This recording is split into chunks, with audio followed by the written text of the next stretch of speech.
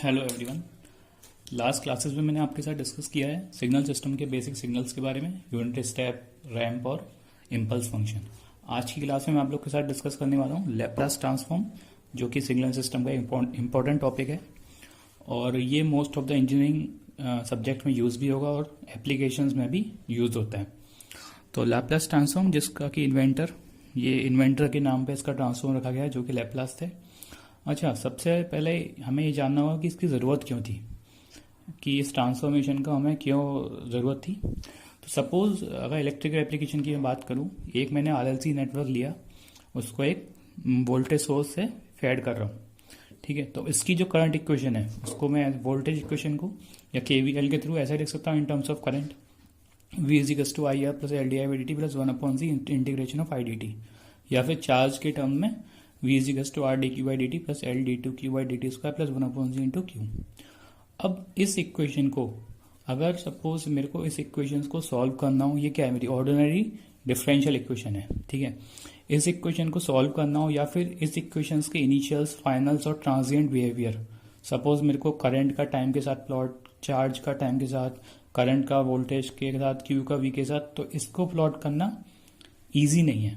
मतलब पॉसिबल है but easy नहीं है, क्योंकि ये ऑर्डिनरी डिफरेंशियल इक्वेशन है। इसके अलग अलग मेथड होते हैं सॉल्व करने के, इनिशियल्स निकालना, फाइनल निकालना और ट्रांजिएंट निकालना इस टाइप के इक्वेशंस के लिए डिफिकल्ट है। तो अगर कोई ऐसा मेथड मैं अप्लाई करूं जो इस इक्वेशन को एक सिंपल एल्जेब्रिक फॉर्म में लिख दे, ठीक है, तो मेरे लिए ईजी होगा सॉल्व करना। तो वही है लैप्लास ट्रांसफॉर्म। ये क्या करता है, ऑर्डिनरी डिफरेंशियल इक्वेशंस को सिंपल एल्जेब्रिक इक्वेशंस में लिख देता है। और हम लोग एग्जाम्पल से बाद में देखेंगे कि एल्जेब्रिक इक्वेशन कैसे कन्वर्ट हो जाती है ओडीई से। अच्छा, कुछ जो फंक्शंस होते हैं जिनका फूरियर ट्रांसफॉर्म नहीं पॉसिबल हो पाता, उनके लिए भी लैप्लास ट्रांसफॉर्म पॉसिबल है। तो इसको Laplace transform generalize Fourier transform भी बोल सकते हैं, ठीक है। जैसे नॉन पीरियोडिक फंक्शंस के लिए कभी कभी फूरियर ट्रांसफॉर्म नहीं निकलता, तो वहाँ लैप्लास ट्रांसफॉर्म हम लोग निकाल सकते हैं। तो लैप्लास ट्रांसफॉर्म की अगर डेफिनेशन की बात की जाए तो it is an integral transform. Integral क्यों है हम देखेंगे। Which transform real time value function, देखो ये टाइम के फंक्शन है सारे, इस टाइम के फंक्शंस को into an complex frequency function, means time के फंक्शन को कॉम्प्लेक्स फ्रीक्वेंसी के टर्म्स में ये ट्रांसफॉर्म कर देता है यूजिंग एन इंटीग्रल। तो अगर मैं टू साइडेड या बाइलेटरल ट्रांसफॉर्मेशन की बात करूं, मतलब एक्स एक्सिस की कंप्लीट रेंज के लिए, नेगेटिव से टू लेकर पॉजिटिव, इसकी कंप्लीट रेंज के लिए अगर बात करूं, तो उसका Laplace transform of a function, this is the symbol, ये सिंबल है लैप्लास ट्रांसफॉर्म का। तो इसका अगर मैं इस फंक्शन का लैप्लास ट्रांसफॉर्म निकालूंगा, उसको मैं रिप्रेजेंट करूंगा एफ ऑफ एस। एस मेरा एक कॉम्प्लेक्स वेरिएबल है, जो मैंने यहाँ पे बताया कॉम्प्लेक्स फ्रीक्वेंसी का टर्म है, जिसको सिग्मा प्लस जी ओमेगा, ये उसका रियल पार्ट है और इमेजिनरी पार्ट, ठीक है। ये टाइम मेरा रियल फंक्शन था, फ्रीक्वेंसी एक कॉम्प्लेक्स फंक्शन है। और इसको इंटीग्रल, देखो उस फंक्शन के साथ मैं एक मल्टीप्लिकेशन ऐड करूंगा E raise to power minus S T, जो कि एस फ्रीक्वेंसी का कॉम्प्लेक्स फंक्शन है। तो इसका इंटीग्रेशन अगर मैं करता हूँ, ठीक है, तो इसको बोलूंगा मैं लैप्लास ट्रांसफॉर्म। उस फंक्शन का integral through multiplication of frequency term and integration is called Laplace transform, जिसे यहाँ पे डिफाइन किया है, ठीक है।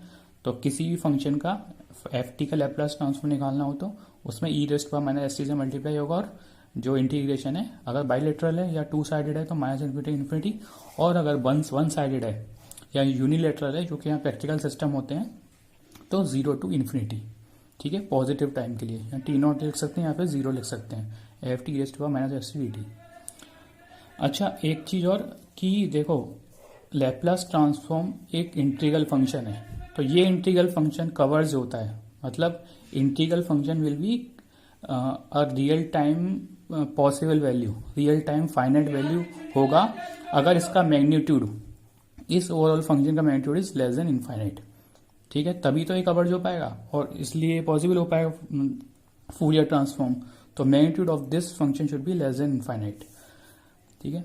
अब सपोज ये मैंने जैसे कि नॉर्मल ट्रांसफॉर्मेशन लिखा, 0 to infinity F T raise to power minus S T D T, ये हो गया लैप्लास ट्रांसफॉर्म, और इसका मैग्नीट्यूड जो है लेस देन इनफाइनाइट होना चाहिए टू कवर्स दी फंक्शन। अब देखो जो मेरा फंक्शन है एफ टी, ठीक है, सपोज एफ टी, जो कि most of the engineering applications में एक्सपोनेंशियल के टर्म में रिप्रेजेंट करते हैं।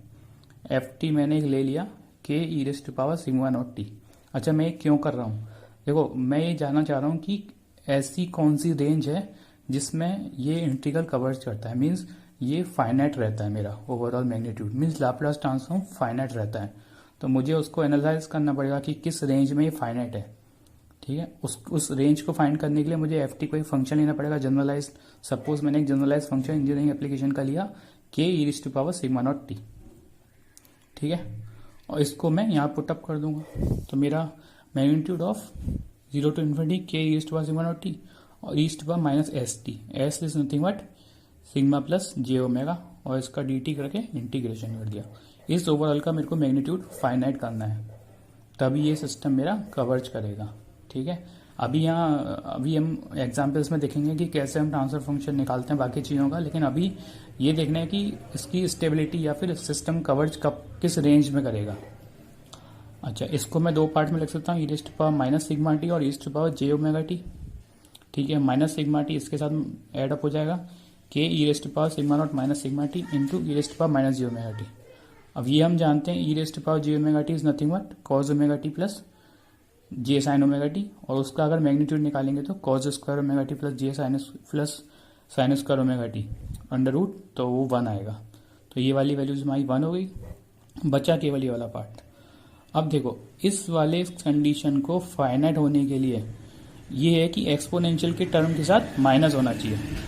माइनस का मतलब है अगर एक्सपोनेंशियल के टर्म्स में माइनस कुछ भी होगा और फाइनाइट इनफाइनाइट भी वैल्यूज रहेंगी सिस्टम की, तो 1 upon E raise to power minus infinite कितना हो जाएगा? 1 upon E raise to power infinite means 1 upon infinite means 0। तो इस सिस्टम को कवर्ज करने के लिए ये वाला जो पार्ट है sigma minus sigma not negative होना चाहिए, या फिर मैं बोल सकता हूँ कि सिग्मा जो है सिग्मा नॉट से बड़ा होना चाहिए। तो sigma is greater than sigma not. ठीक है, तो ये मेरा जो ओवरऑल सिस्टम है वो फाइनाइट हो जाएगा उसका मैग्नीट्यूड, और मैं कह सकता हूँ कि मेरा अगर लैप्लास ट्रांसफॉर्म में किसी फंक्शन का निकालता हूँ और उसको मेरे को कवर्ज करना है, मीन्स उसका magnitude should be less than infinite. उसकी कंडीशन ये है कि sigma should be greater than sigma not.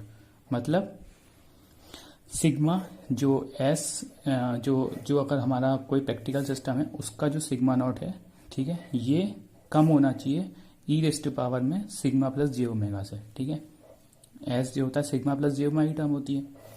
तो ये हम एग्जाम्पल के साथ देखेंगे इसको और डीप में कि स्टेबिलिटी कैसे निकालते हैं और ट्रांसफर फंक्शन कैसे निकालते हैं in the next classes. Thank you.